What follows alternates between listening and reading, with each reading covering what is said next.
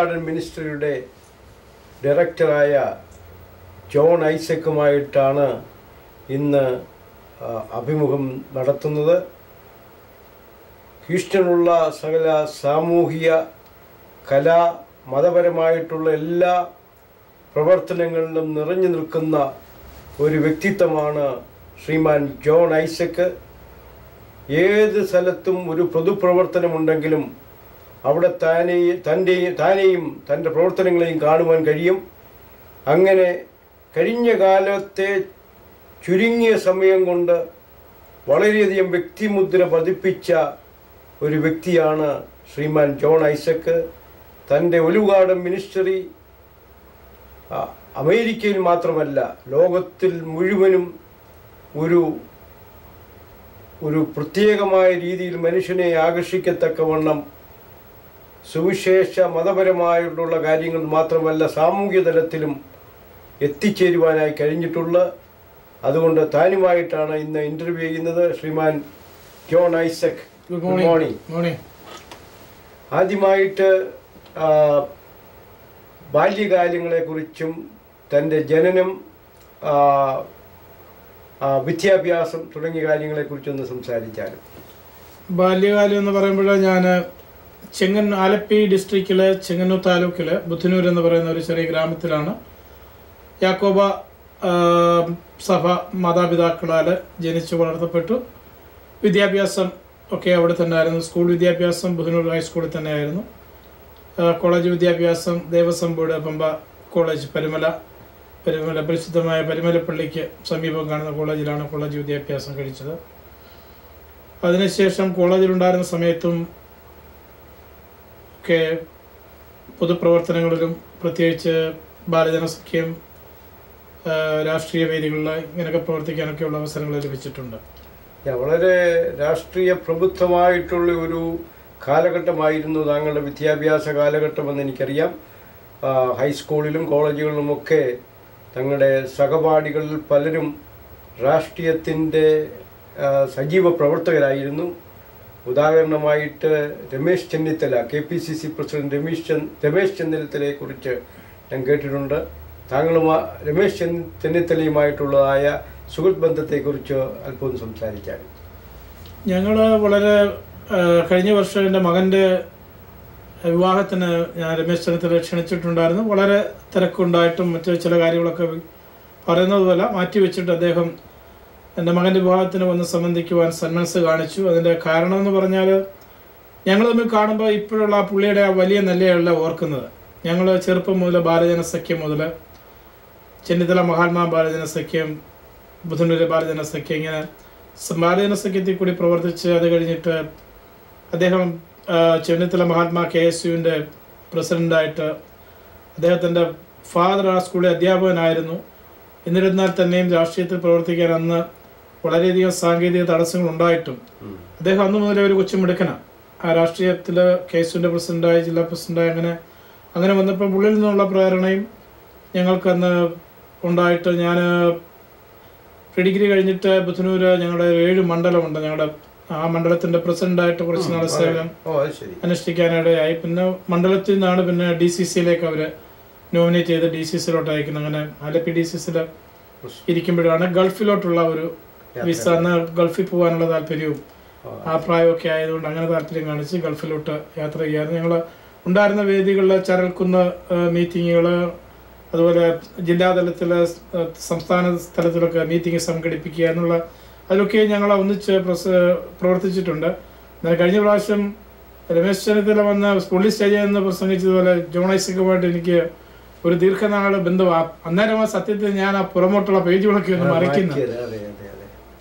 അദ്ദേഹം പറഞ്ഞതുപോലെ തന്നെ വാസ്തവമാണ്. ഞങ്ങൾ ഒന്നിച്ച് ആത്മാർത്ഥമായിട്ട് തന്നെ പ്രവർത്തിച്ചു. അദ്ദേഹം വളർന്ന് ആ ഫീൽഡിൽ തന്നെ നിൽക്കുന്നു, ഉയർന്ന് ശോഭിച്ചു. ബാല്യകാല സുഹൃത്ത് ബന്ധം ഇതുവരെയും വെച്ചു പുലർത്തുവാൻ കഴിഞ്ഞത് വലിയൊരു നല്ല കാര്യം തന്നെയാണ്. സമയം കിട്ടുമ്പോഴൊക്കെ ഞങ്ങൾ ഗൾഫിലുള്ള സമയത്ത് വിളിക്കാറുണ്ട്, ഗൾഫ് വിസിറ്റ് ചെയ്യുമ്പോൾ കാണാറുണ്ട്. അമേരിക്ക വരുന്ന സമയത്തും എൻ്റെ വീട്ടിൽ സന്ദർശിക്കാറുണ്ട്.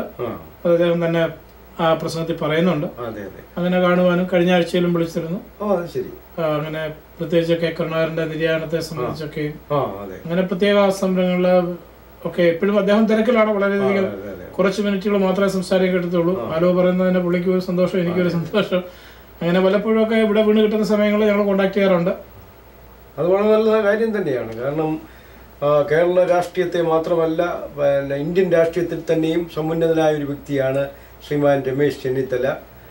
ഗൾഫ് രാജ്യങ്ങളെ കുറിച്ച് പറഞ്ഞല്ലോ, എത്ര നാൾ ഗൾഫിലുണ്ടായിരുന്നു, ഏത് സ്ഥലത്താണ്? ഗൾഫിൽ ഞാൻ 77-ലാണ് ഗൾഫിൽ ആദ്യമായിട്ട് പോകുന്നത്. അബുദാബി എന്നുള്ള പറയുന്ന UAE അബുദാബിയുടെ ക്യാപിറ്റലായിട്ടുള്ള അബുദാബിയിലാണ്. അവിടെ ഏകദേശം 20 വർഷത്തോളം താമസിക്കുവാൻ ദൈവം സഹായിച്ചു. ദീർഘവർഷങ്ങളാണ്. അവിടെ ചെന്നിറങ്ങിയപ്പോഴേ പെട്ടെന്ന് അവിടുന്ന് തിരിച്ചു പോരണം. നമ്മുടെ നാട്ടിലാത്ത അന്നത്തെ കാലത്ത് ഇത്രയും മരങ്ങളും ബിൽഡിങ്ങുകളും ഒന്നും ഗൾഫിലില്ല. അത് ചൂടെന്ന് പറഞ്ഞാൽ അസഹനീയമായ ചൂടാണ്. അതുകൊണ്ട് അത്രയും ഒരു തീക്ഷ്ണമായിട്ടുള്ള പ്രകൃതിയിലെ ജോലി ചെയ്തിട്ട് ജീവിക്കാനുള്ള ആരോഗ്യം ശരീരസ്ഥിതിയും നമുക്കന്നില്ല. അന്ന് വളരെ ചെറുപ്പമാണ്, ശരീരമൊന്നും അത്രയില്ല. നാട്ടിൽ നിന്നൊക്കെ പോകുന്ന ഒരു അങ്ങനെ പെട്ടെന്ന് പോകാമെന്നൊക്കെ തീരുമാനം എടുത്തു. ഏതായാലും ദൈവഹിതം അനുസരിച്ച് 10-20 കൊല്ലത്തോളം അവിടെ താമസിക്കുവാനും നല്ല നിലയിൽ തന്നെ അവിടെയും ജോലി ചെയ്യുവാനും സമൂഹത്തിൽ പ്രവർത്തിക്കാനും ഒക്കെ ദൈവം ഇടയാക്കി. അവിടെ പിന്നെ സാമൂഹ്യപരമായിട്ട് എന്തെല്ലാം കാര്യങ്ങളാണ്, സഭാപരമായിട്ടാണോ, എങ്ങനെയാണ് അവിടെ കൂടുതൽ പ്രവർത്തിക്കുന്നത്? അവിടെ സാമൂഹ്യപരമായിട്ടും പ്രവർത്തിക്കാൻ അവിടെ മലയാളി സമാജമുണ്ട്. ഞങ്ങൾ അതിൻ്റെ ഒരു മെമ്പറായിരുന്നു. മലയാളി സമാജത്തിൽ ഇതുപോലെ എപ്പോഴും രാഷ്ട്രീയക്കാരും കലാപരമായിട്ടുള്ള കലാവേദികളിൽ നിന്ന് മാർക്കസ്, യേശുദാസ്, സംഗീതജ്ഞന്മാര്, രാഷ്ട്രീയ പ്രബുദ്ധര്, അങ്ങനെ നിരവധി കേരളത്തിന്റെ ആൾക്കാർക്ക് പെട്ടെന്ന് ചെന്നെത്താൻ പറ്റുന്ന ഒരു സ്ഥലമായതുകൊണ്ട് അമേരിക്കയെക്കാൾ വേഗത്തിൽ കൂടുതൽ ആൾക്കാർ എല്ലാ മേഖലകളിൽ നിന്നും, സാംസ്കാരിക, കലാ, രാഷ്ട്രീയ മണ്ഡലങ്ങളിൽ നിന്നും എല്ലാം തന്നെ എപ്പോഴും വന്നു ചേരുന്ന ഒരു സ്ഥലമായിരുന്നു. അതിലൊക്കെ നമ്മൾ സംബന്ധിച്ചിട്ടുണ്ട്. പ്രത്യേകിച്ച് അവിടെ സാമുദായികമായിട്ടും പ്രവർത്തിക്കാൻ ദൈവം എനിക്ക് അവസരം തന്നു. സാമുദായികപരമായിട്ട് ഓർത്തഡോക്സ് സഭയുടെ എന്തെല്ലാം തലങ്ങളിൽ പ്രവർത്തിച്ചിട്ടുണ്ട്?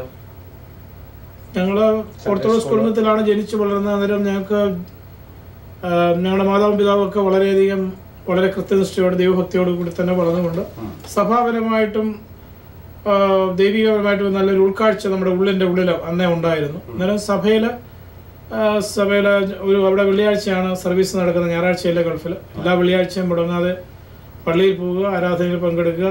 അങ്ങനെ പിന്നെ അവിടെയുള്ള സൺഡേ സ്കൂളിൻ്റെ ചുമതല അധ്യാപകനായിട്ട്, ഡിസ്ട്രിക്റ്റിൻ്റെ സൂപ്പർവൈസറായിട്ട് അങ്ങനെയൊക്കെ അവരെന്നെ അയച്ചിട്ടുണ്ട്. പിന്നെ UN സഖ്യത്തിന്റെ സെക്രട്ടറി അങ്ങനെയുള്ള അവസരം, അതിൽ നിന്ന് പിന്നെ മാനേജിംഗ് കമ്മിറ്റിയിലേക്ക് നോമിനേറ്റ് ചെയ്തു.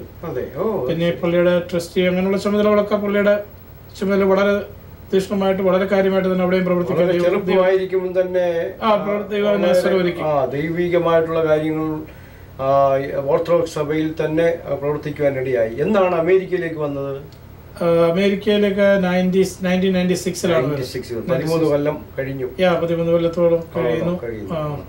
അത്രയും വർഷം ഇവിടെ നിൽക്കാനുള്ള പരിപാടിയിലൊന്നും അല്ല വന്നേ. അത്രയും 10-20 വർഷം ഗൾഫിലായതുകൊണ്ട് അമേരിക്ക ഒന്ന് കണ്ടിട്ട് പോകാന്നുള്ള ഉദ്ദേശമായിരുന്നു മനസ്സിന്റെ ഉള്ളിന്റെ ഉള്ളില്. പക്ഷെ ഇവിടെ വന്ന സാഹചര്യങ്ങളും മറ്റു രീതിയിലൊക്കെ ആയതുകൊണ്ട് വീണ്ടും ഇവിടെ തന്നെ തുടരുന്നു. ഇപ്പോഴും ഗൾഫിനെ കുറിച്ചുള്ള നല്ല ഓർമ്മകൾ ഇപ്പോഴും മനസ്സിൽ തന്നെ ഉണ്ട്. അത് ഗൾഫിൽ നിന്ന് വരുന്ന എല്ലാവർക്കും തന്നെ ആ ഒരു ഓർമ്മകളുണ്ട്. ഞാനും ഗൾഫിൽ നിന്ന് വന്നതായതുകൊണ്ട് എനിക്ക് നമ്മൾ എത്ര വർഷം അമേരിക്ക താമസിച്ച് പറഞ്ഞാൽ ഇപ്പൊ ഇവിടുത്തെ സിറ്റിസൺ ആണെങ്കിൽ തന്നെയും നമ്മളൊക്കെ നല്ല പ്രായം, നമ്മുടെ we are so young that time, so we have challenge to do anything. ആ ഒരു എല്ലാം പ്രതികൂലങ്ങളും ഏറ്റെടുത്ത് മുന്നോട്ട് പടക്കുതിരെ പോലെ ചാടുവാനുള്ളൊരു മനധൈര്യവും സാഹചര്യങ്ങളും ഒക്കെ ഉള്ള സമയമായിരുന്നു. അതുകൊണ്ട് എമിറേറ്റ്സ് എന്ന് പറയുന്ന UAE എന്ന് പറയുന്നത് ഒത്തിരി മലയാളികളുള്ള സ്ഥലമല്ല. മലയാളികളാണ് അവിടെ കോഴഞ്ചേരി അങ്ങനെ മല്ലപ്പള്ളി എന്നൊക്കെ പറയുന്ന സ്ഥലമുക്കളൊക്കെ ഉണ്ട്, പ്രത്യേകിച്ച് ദുബായിലും ഒക്കെ ഉണ്ട്. അത് വളരെ വാസ്തവമാണ്. നമ്മുടെ ആൾക്കാർ വളരെ തിങ്ങി പാർക്കുന്ന ഒരു സ്ഥലമാണ്. ഞാൻ ഒരു ചോദ്യം വ്യക്തിപരമായി ചോദിക്കട്ടെ. ഓർത്തഡോക്സ് സഭയിലെ വളരെ തീഷ്ണതയോടുകൂടി പ്രവർത്തിച്ച താങ്കള് പെന്തക്കോസ് അനുഭവത്തിലേക്ക് വരാനുള്ളതായ സാഹചര്യം എന്താണ്? അതിനെക്കുറിച്ച് അല്പം ഒന്ന് വിവരിക്കാം. പെന്തക്കോസ് സമൂഹത്തിലോട്ട് പോയതിൽ പലരും എന്നോട് ചോദിക്കാറുണ്ട്. ഞങ്ങളുടെ വീട്ടിലെല്ലാവരും, പ്രത്യേകിച്ച് അച്ഛനൊക്കെയുള്ള എൻ്റെ ഫാദറിൻ്റെ ജ്യേഷ്ഠ മകന് ഒരു പുരോഹിതനാണ്. വർഷങ്ങൾക്ക് മുമ്പ് അന്ന് നാട്ടിൽ അറിയപ്പെടുന്ന ഒരു പുരോഹിതനാണ്. കുർലോസ് തിരുമേനിയുടെ സെക്രട്ടറി, അങ്ങനെ പിന്നെ നല്ല സഭയിൽ അറിയപ്പെടുന്ന ഒരു വ്യക്തിയാണ്. അതുകൊണ്ട് ഞങ്ങൾ അതുകൊണ്ട് ചെറുപ്പം മുതലേ വളരെ ആത്മീയമായ കാര്യത്തിൽ ഞങ്ങൾ എല്ലാവരും ഒരുപോലെ തന്നെ മുൻപന്തിയിലായിരുന്നു. സഭയിൽ പ്രവർത്തിക്കുമ്പോൾ തന്നെ നമ്മുടെ സഭയിലെ ഉപദേശങ്ങൾ തെറ്റാണെന്നുള്ള ബോധ്യം ഒന്നും എനിക്കില്ല.